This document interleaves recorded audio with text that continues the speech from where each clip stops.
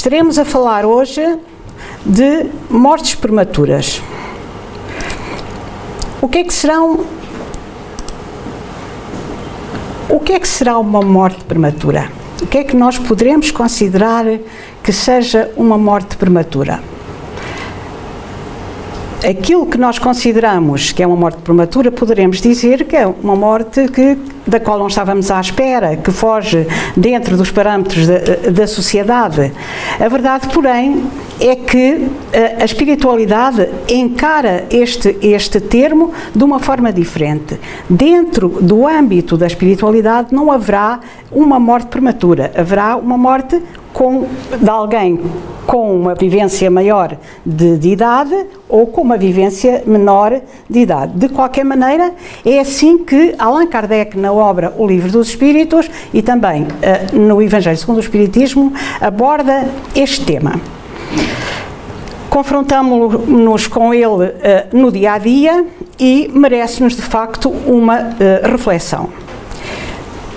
Dentro do âmbito da nossa sociedade, como falávamos há pouco, o normal da vida é que haja um nascimento, que o ser apareça pela primeira vez dentro do cenário da Terra ou do outro mundo, que passe uma infância tranquila, aprendendo, preparando-se para a vida, convivendo com aqueles que o rodeiam e com saúde, tendo acesso a meios que o possam desenvolver, passando depois à juventude, avançando, portanto, no seu aprendizado, na sua experiência, na sua evolução no planeta, ainda atingindo a idade adulta. Dentro do planeta Terra, a idade adulta é, na maior parte das vezes, ou em quase todas, motivo para trabalho, para uma atividade que mantenha o ser dentro da vida física e também que ajude a desenvolver o próprio planeta em que se encontra. Esse é o verdadeiro motivo porque estamos na Terra, desenvolvermos intelectualmente e espiritualmente e também ajudarmos o mundo a evoluir. O mundo do trabalho, o mundo do dia-a-dia é muito diverso, dependendo das experiências, porque o ser terá que passar. Finalmente, teremos a idade da velhice, em que ainda tentamos ser úteis uns aos outros, entendendo a mecânica divina, no sentido de, mesmo com dificuldade, nos irmos apoiando. E, finalmente, após uma tarefa cumprida, nós iremos dirigir-nos para a espiritualidade maior em busca de um espaço diferente, como se diz dentro da doutrina espírita, para a erraticidade, levando connosco uma enorme bagagem de conhecimentos adquiridos ao longo da vida e também com o intuito de nos prepararmos para vidas seguintes.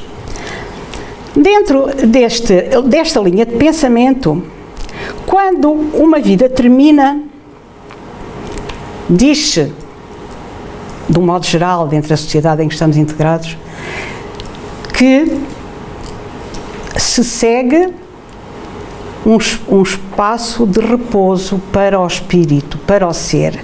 Dentro da maioria das igrejas, ou daquelas que são mais representativas, segue-se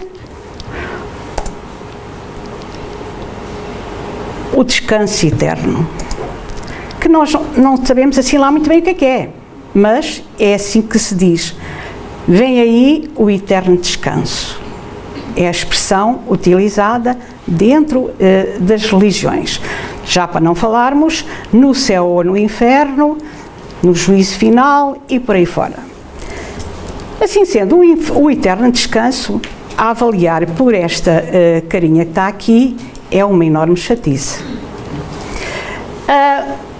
E ele é tão chatice e tão enigmático que aqui há tempo encontrei lá na aldeia uma senhora já muito mais velha do que eu, vejam só. e que me dizia: "Oh, Dona Amélia, eu cada vez que aqui da nossa terra parte alguém, eu fico a pensar como é que será esta coisa do descanso eterno. Voltamos costas, cada um vai para a sua casa e aquela gente foi para o descanso eterno. Tanta gente. Mas o que é que será o descanso? Isto mete-me uma confusão que nem quero saber. O que é feito desta gente toda que vai desaparecendo do nosso ambiente em que nos encontramos? E só resta o descanso eterno." E ela tinha razão. E diz ela que à medida que a idade se vai aproximando, mais vai ponderando nessa conversa do que é que será para lá da vida. Porque as religiões não nos dão resposta para esta situação a que nós todos nos vamos habituando, ou temos que habituar. Para além do tal descanso eterno, também passamos por uma situação de luto, em que a solidão toma conta de cada um daqueles que passa pela experiência. O luto é sinónimo de solidão, de interiorização, de isolamento. E ainda passamos, em relação àqueles que partiram, uma situação de saudade. É claro que quando nos separamos de alguém, a saudade se instala. É normal, é um ser que nós deixamos de ver, de estar na nossa presença e do qual sentimos saudades. Tanto mais que não sabemos como será que está. O que é feito dele? Será que eu vou voltar a ver? E tudo isso nos lança ainda mais no poço profundo da intranquilidade e da solidão. Estes são os trâmites normais de uma vida que se acaba. Mas o caso torna-se de algum modo mais marcante quando, para além de uma situação de perda, de separação, ela acontece dentro de uma fasquia que não é normal. Ou seja, quando parte da nossa vida alguém a quem estávamos muito ligados, a quem dedicamos o melhor de nós mesmos desde o nascimento até à morte, e que de um momento para o outro nos vemos apartados dessa presença. Ora, isso acontece quando eu olho para os meus pais que tiveram a tal vida que considerei normal, portanto, uma vida longa de trabalho, certamente, mas juntos até aos 80 e muitos anos, e olho para a situação do meu filho que os antecedeu no caminho da eternidade. Então, aí fica ainda mais complicado o entender porque é que estas coisas acontecem. E quando elas acontecem, há uma altura de completo desassossego, em que a vida se torna num buraco imenso. E isto porque se torna incompreensível. Porque é que uns vivem tão pouco tempo, com uma vida cheia de expectativas, de experiências, não é? E incompreensível sob o ponto de vista terreno, evidentemente. E também injusto, também sobre o ponto de vista terreno, e tendo nós a ideia de que só temos uma existência, há aqui algo que não joga certo. E não nos venham com tenha paciência e tal, porque isso não resolve. E a tristeza, o abandono, a ideia de que somos diferentes de toda a gente, toma conta de nós e pode trazer a situações graves de saúde. Ora bem, essa é de facto a maior dor humana.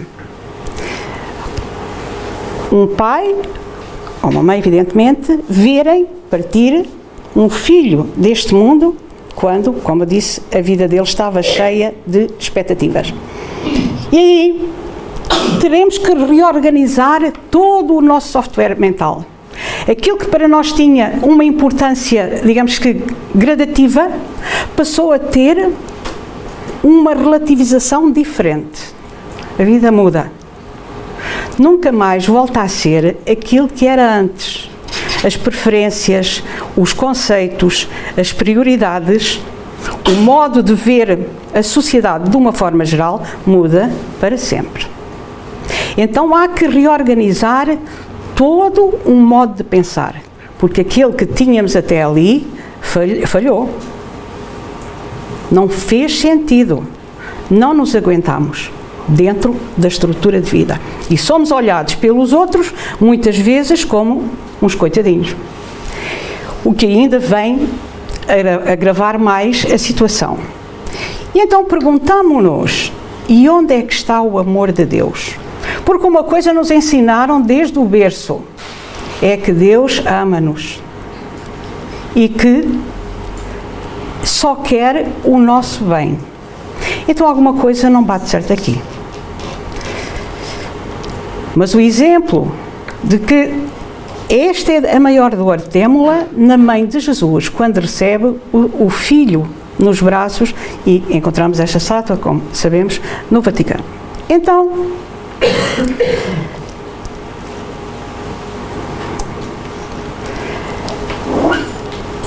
quando os pais se sentem mais desamparados, quando a religião não dá resposta, para além do tenha paciência, darem-nos um abracinho, não é? As missas que nós vamos ter que pagar a peso de ouro, porque faz parte de um luto, de uma tradição familiar, fica o vazio. Eu lembro-me que quando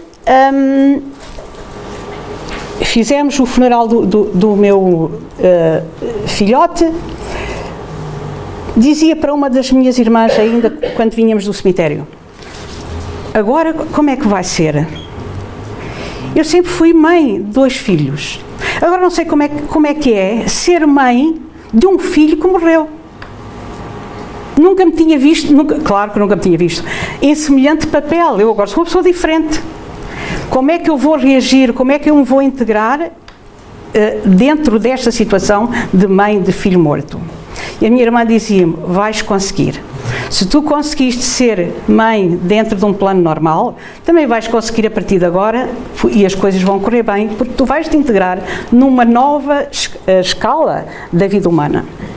E de facto, temos que procurar na justiça divina o esclarecimento para este tipo de situações que se apresentam na nossa vida. E é isso que tentamos explorar aqui. E quando sentimos que a alma se afoga e que dentro do mundo que nos rodeia, dentro daquilo que eram as nossas balizas de conforto, não há mais nada a que nos agarremos para não nos sentirmos injustiçados, haverá alguém que nos aconselha a ir ao centro espírita. Já em último recurso, quem sabe? E nós vamos tentar perceber o que é que se passa com o nosso filho. Aquilo que aconteceu com o meu filho, com o adolescente desta palestra, eu decidi, ao ter conhecimento de que havia um centro espírita, que a doutrina espírita existia, para mim foi uma boia de salvação. Porque eu entendia que, dentro daquela conversa que eu tinha tido com a minha irmã, eu tenho que aprender a ser mãe de filho morto. Eu via que, pelos livros que me chegavam às mãos, que a vida continuava. Eu sabia isso, não sabia era como. E percebi que no centro espírita me ensinavam me elucidavam, me acompanhavam. Motivo porque abracei a doutrina. Porque se eu for a mãe do melhor que havia, todas as mães são do melhor, não é? Eu havia, e tentava a toda a hora, apesar de ainda não haver telemóveis, ou eram raros, saber onde é que o meu filho estava, o que é que ele estava a fazer, se ele estava bem, se estava a correr bem o dia, enfim. Ao saber que ele tinha sido levado para outra existência, estava na hora de perceber como é que funcionava esse mundo. Como quando nós vamos fazer uma viagem para um país onde nunca fomos, agarramos ao computador e fazemos uma pesquisa exaustiva sobre aquele lugar, para termos um conhecimento mais ou menos abrangente daquilo que se lá passa. E talvez até entendermos melhor as populações que lá vivem, as leis, porque eles se regem, os alimentos, enfim. Então, foi aquilo que de algum modo me tocou e me parece que deve tocar a todos aqueles que acontecem a mesma situação, perceber como é que funciona aquele mundo, na tentativa de podermos ajudar quem para lá se mudou. Então, no Centro Espírita, encontramos esta obra primordial. Dentro das 5 obras básicas da codificação espírita, o Evangelho segundo o Espiritismo. Esta obra contém as máximas de Jesus, do Evangelho, consequentemente, com a sua explicação à luz da doutrina espírita. E é, de facto, um bálsamo para entendermos o motivo porque há tanta divergência na duração das vidas e que não podemos dizer que esta é matura ou aquela é prematura. Assim, no capítulo 5º da obra Evangelho segundo o Espiritismo, encontramos um textinho. O capítulo é Bem-aventurados os aflitos, causas atuais das aflições, atuais ou anteriores. E depois tem o texto. O texto é longo, eu não o trouxe todo para não estar a massacrar, mas que tem de facto a base da perda de entes queridos e da morte prematura. Quando a morte vem ceifar nas vossas famílias, levando sem consideração os jovens, em lugar dos velhos, dizeis frequentemente: Deus não é justo, pois sacrifica o que está forte e com o futuro pela frente, para conservar os que já viveram longos anos, carregados de decepções, leva os que são úteis e deixa os que não servem para nada mais. Fere um coração de mãe, privando-a da inocente criatura que era toda a sua alegria. Criaturas humanas, é nisto que tendes necessidade de vos elevar, para compreender que o bem está muitas vezes onde pensais ver a cega fatalidade. E aqui abre-se-nos uma porta diferente. Abre-se o pano de um palco ao qual ainda não tínhamos tido acesso. Porque medir a justiça divina pela medida da vossa. Podeis pensar que o Senhor dos mundos queria, por um simples capricho, infligir-vos penas cruéis? Nada se faz sem uma finalidade inteligente e tudo o que acontece tem a sua razão de ser. E ao lermos este texto, e mais ainda o texto que se segue, ficamos com uma sensação de egoísmo. Parece que até ali nós éramos os senhores do mundo e pelos vistos não é bem assim. Deus não foi injusto e eu fui vítima da sua injustiça. Porque Deus não provoca qualquer fatalidade e tudo aquilo que nos acontece, mesmo dentro deste quadro da maior dor humana, como falei, há uma razão de ser. E se nós entendermos o porquê das situações, iremos ter mais capacidade para as encarar de frente, resolvê-las e seguir a vida por diante. Então, ensinam-nos também no Centro Espírita que a Terra, mundo em que nos encontramos, é um mundo de expiação e provas.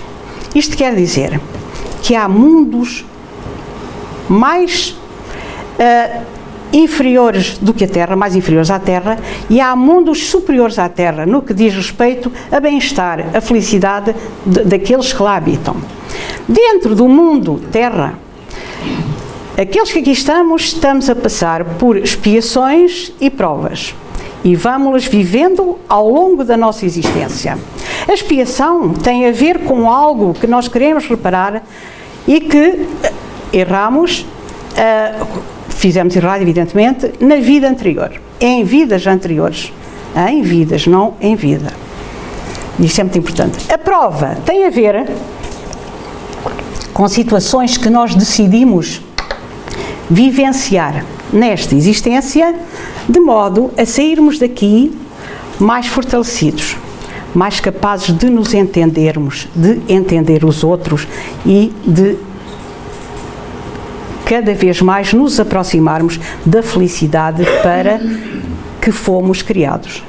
Aprendemos também, neste mundo, que ninguém morre antes do momento certo. Os Espíritos explicam-nos que há um momento que nós temos certo ao entrar no mundo. É aquele em que vamos partir. Agora, vamos ter que já aqui acertar numa coisa, é que não é na hora. Hora é coisa de relógio, é momento. É o que está escrito no Livro dos Espíritos. É o momento. E o momento pode ser elástico. Não tem que ser às 9h25 naquele relógio, às 9h24 no meu, ou por aí fora. Não é hora, não é calendário, é um momento. Isto é, nós temos um determinado tempo de existência e quando esse momento chegar, esse plano chegar, iremos partir para o mundo espiritual. Só há, dentro da nossa vivência, mortes que recuam no tempo ou antes do momento. São aquelas provocadas. Aqueles que, por decisão própria, resolvem terminar com a sua vida física e recuou no tempo. Foi uma morte prematura, mas por livre-arbítrio daquele a quem Deus criou e a quem Deus destinou um determinado tempo de existência. Portanto, que fiquemos já com esta ideia. E agora, no que diz respeito ainda ao suicídio, portanto, àquele que deliberadamente terminou a sua vida de uma forma prematura, antes da hora, antes do momento em que estava programado o seu fim, não podemos só considerar que aquele suicida, de um momento para o outro, levava a sua vida normal e suicidou-se. Não. Temos também os suicídios lentos. Aqueles que abreviaram o tempo da existência por hábitos que foram abraçando e que lhe foram consumindo antes do tempo o fluido vital necessário que traziam para ter uma vida longa. Também de real importância para o estudo que trazemos hoje sobre a duração das vidas é a reencarnação. Também aprendemos no Centro Espírita que existe a reencarnação, que todos nós já tivemos muitas vidas e que trazemos para aliás, já tivemos muitas existências. Vida só temos uma. A partir do momento em que o espírito é criado, ali está o início de uma vida. Depois essa vida tem várias existências.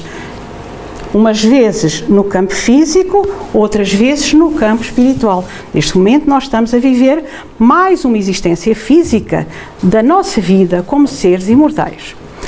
E aqui a reencarnação tem de facto ainda um enfoque mais profundo, que é o modo como ela se desenrola. A reencarnação, a volta do espírito à carne, não é aleatória. Ela é programada a fundo, com todo o cuidado. Enquanto o espírito se encontra do lado lá da vida, no mundo espiritual, ajudado por entidade, por espíritos superiores que sabem mais do que ele, no sentido de lhe ajudarem a formar um roteiro para a sua existência. E é claro que dentro desse roteiro, para além de todas as situações por que resolveu passar, há de vir, certamente, o tal momento. Portanto, quando o ser encarna, já traz o seu roteiro de vida, ou seja, já traz também na programação o seu roteiro, o seu momento de partida. Portanto, não há mortes prematuras. Há vidas, há existências mais longas, existências menos longas, dependendo da preparação, da programação que foi feita para essa existência.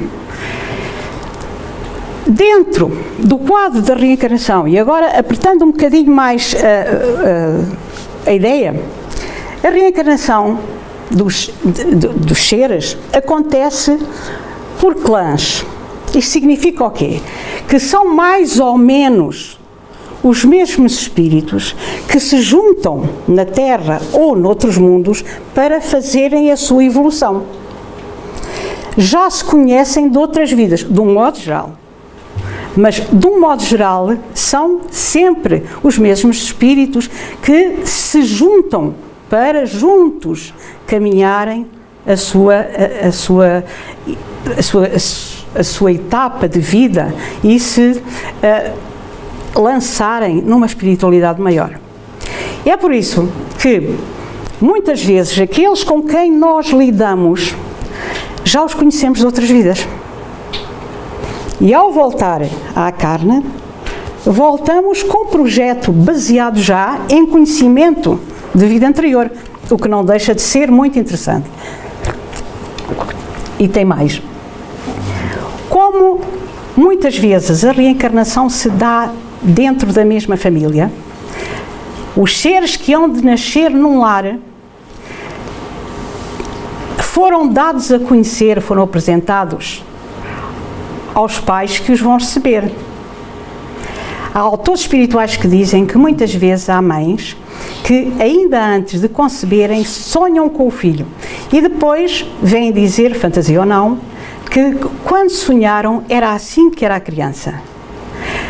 E isso é bem real, uma vez que há autores espirituais como Francisco Cândido Xavier, com a sua psicografia ditada pelo espírito André Luiz, na Terra, entre a Terra e o Céu, e ainda na obra Missionários da Luz, nós encontramos casos muito interessantes, profundos, estudados ao pormenor, descritos ao pormenor por André Luiz, como é que se prepara uma encarnação de um ser numa determinada família. A obra Entre a Terra e o Céu é um romance que se desenrola entre os dois planos da existência, de modo a preparar uma nova encarnação. Então, daqui nós já vemos que na base da felicidade na Terra estará a família. A família, ao receber um ser que traz como programação de vida, seja lá pelo que for, pode ser por uma expiação, sem dúvida que pode, mas também pode ser para, e como diz André Luiz, levar os pais e aqueles que o rodeiam, perante a situação que viveram, a procurarem alargar o seu leque de conhecimentos, empurrá-los para a verdadeira realidade da vida. Por isso André Luiz diz que há seres que vêm em vida curta, unicamente para alertar aqueles a quem amam para uma realidade diferente e depois partem para o mundo espiritual dentro de pouco tempo, porque a sua missão está cumprida. É uma encarnação curta de missão. Portanto, não podemos dizer, foi uma expiação ali. Não, a gente não sabe.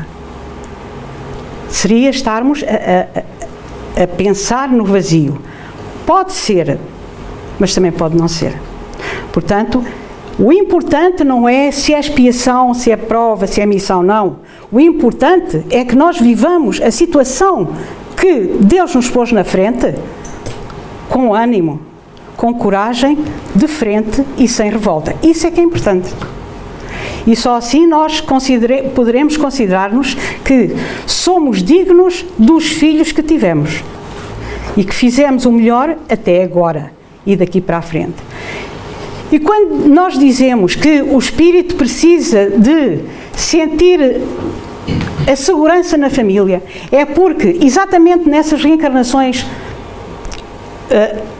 complicadas, em que o espírito se dispõe a breve vida física para voltar para o mundo espiritual, dentro desse projeto apertado que ele traz, ele precisa da segurança da família. Porquê? Porque na rota da família, na rota da encarnação, está inserida a família. Portanto, para que o espírito cumpra a meta a atingir, ele precisa do apoio familiar. Porquê? Porque faz parte daquele bolo de existência. Então, quando aparece um bebê no mundo, ele precisa, antes de mais, de ser tratado com alegria. Porque a nossa questão é sempre: quem será?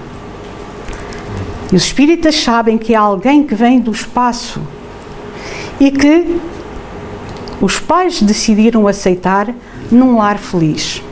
Ele traz este aspecto desprotegido, inspirando carinho, proteção, afeição, de modo a que todos os que o rodeiam se unam no sentido de lhe amparar a existência.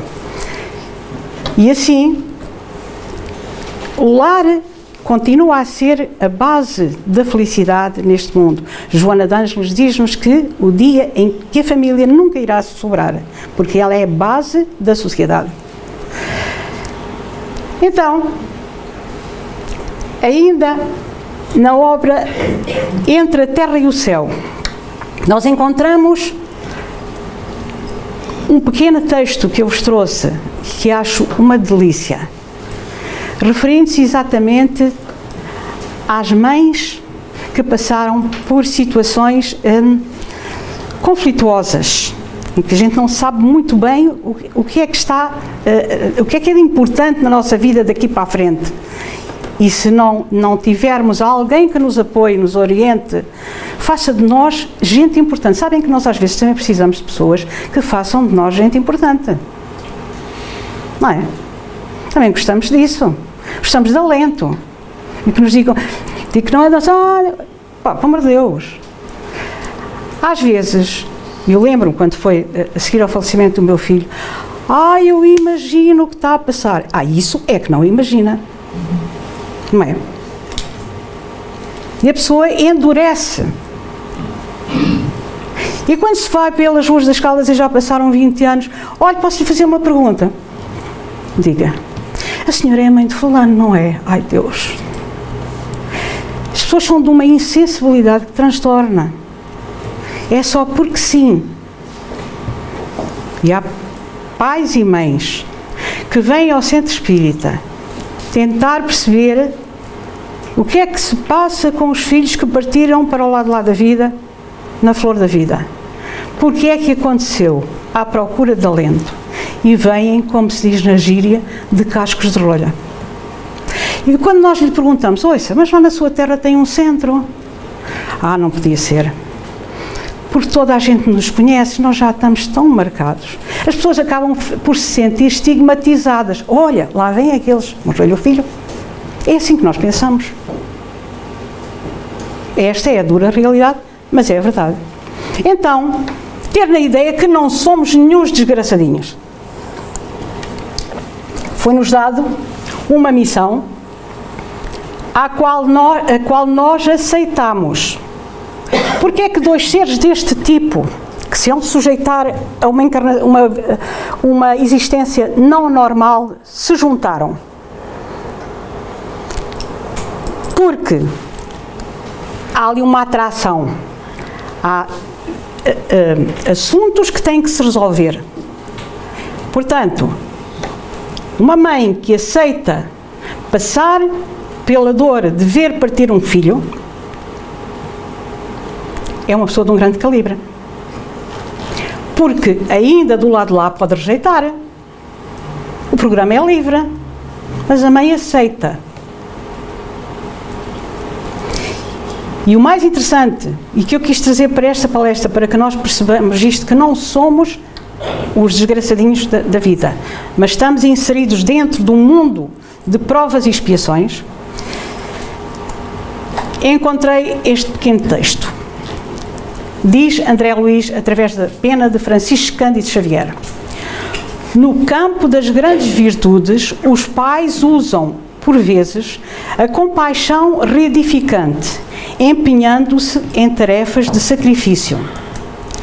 Temos no mundo mulheres e homens admiráveis, que, consolidando qualidades superiores na própria alma, se dispõem a buscar afetos que permanecem à distância no passado em tentativas heroicas de auxílio e reajustamento. Isto é, o que aqui está escrito é aquilo que eu disse em 500 palavras e está aqui sintetizado.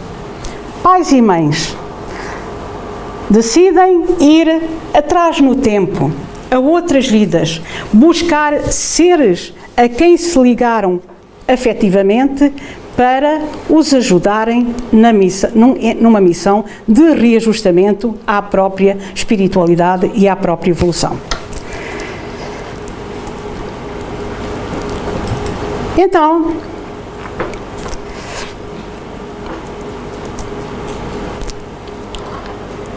tenhamos a ideia de que, mesmo quando vemos partir um ser querido na flor da vida, ou que nós consideremos que ainda era muito cedo para partir,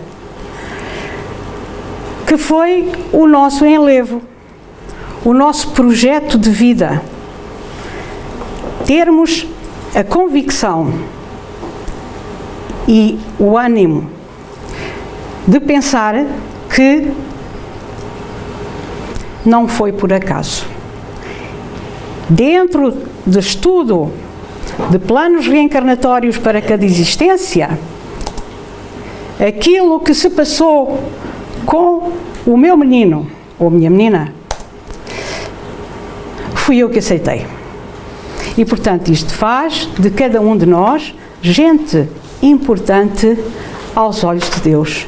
Não diferente, mas com uma marca de amargura que nos transporta sempre a mundos mais felizes. Quanto à fatalidade, ela não existe.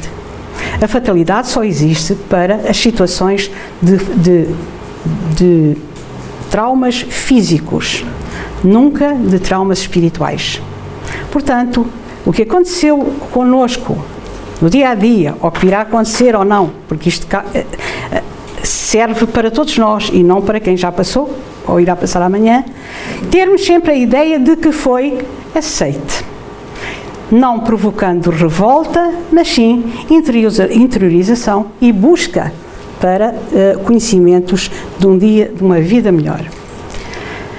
Agora, há realmente pessoas que, muito melhor do que eu, saberão consolar dentro deste quadro de vida.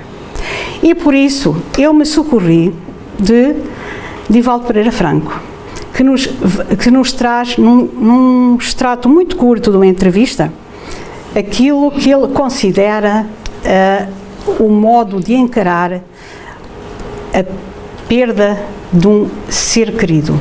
E ele vai lá direitinho, ouviu pai umas 10 vezes e de facto é isto que está aqui e dentro daquilo que esta alma tem para dar. Pode? Entra. Entra, Tony. Entra. Naquela presença do nosso querido amigo da cidade de Amparo, entre nós, jubiloso e livre, essa lacuna, essa saudade, Me disse um psiquiatra gaúcho, há 2 anos, numa feira do livro na cidade de Porto Alegre. Falávamos, um ateu, que era ele, psiquiatra e neurologista, um homem extraordinário, um sacerdote católico e eu. E até a palestra do psiquiatra me impactou.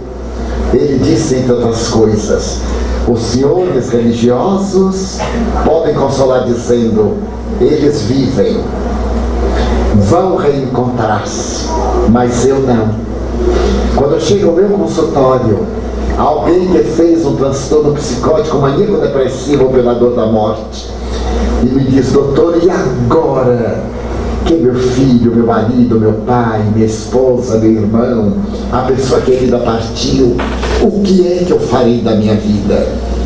Eu que não creio na continuação da vida, eles perguntam quanto tempo conviveu com ele. X meses, Y anos, tantas décadas. Então, não os lamente porque morreram. Agradeça a honra de ter vivido com eles esses períodos. Não seja tão egoísta. Lembre-se de todo esse período de felicidade e reviva. A vida física, dizia ele, não é uma linha horizontal de plenitude, é uma sinuosa de altos e baixos. Você pode evocar um ser querido do qual se apartou, mas há muita gente que tem um ser querido e está pedindo que morra para não sofrer com a presença dele. Então viva de agora por diante, em diante, com as reminiscências de tudo de bom que esse ser lhe deu, de todas as alegrias que você experimentou. Aí estão as 2 vertentes. O pensamento do materialista, que me parece muito belo, e a proposta espiritualista do espiritismo, que me parece muito consoladora. Eles vivem. Este período, os primeiros dias, o primeiro mês, podem ser caracterizados como uma verdadeira pedrada. A pessoa entra em choque, parece que não aconteceu. É muito doloroso, mas não é tanto. O tanto virá depois. À medida que nós vamos digerindo, saímos desta dor ululante e entramos no sofrimento da ausência. À medida que passam as horas e nós vemos o leito vazio, o lugar à mesa, passamos a ouvir a voz imaginária. Se vamos na rua, nós vemos de costas, corremos até para abraçar, e quando a pessoa se volta, não é. Esse será realmente um grande período de dor. O segundo mês, os 6 primeiros meses, depois o nosso psiquismo vai absorvendo a dor e nós vamos ressuscitando. É o período em que eles também estão livres, em que eles voltam, alguns antes, é claro, outros depois, é natural, e alguns mais ou menos nesse intermezzo. Eles chegam e vem uma saudade tão resignada, uma saudade feita de encantamento e até de gratidão. A gente até sorri, a gente lembra de um acontecimento, evoca uma conversa, volta à mente um instante e a gente começa a preencher-se. E se fizer um grande silêncio interior, a gente os ouve, porque a mediunidade não é privilégio, é oportunidade, não é graça, é ponte, não é dom, é misericórdia. Se fizer um grande silêncio interior, eles vêm até nós e voltam à convivência, em sonhos, em lucidez, preparando-nos para o reencontro. E enquanto aguardamos, preenchamos-lhe a ausência, fazendo por alguém o que gostaríamos de continuar fazendo por ele, repartindo os seus pertences que já não servem tanto. Guardemos alguma coisa para as evocações e em homenagem a eles demos.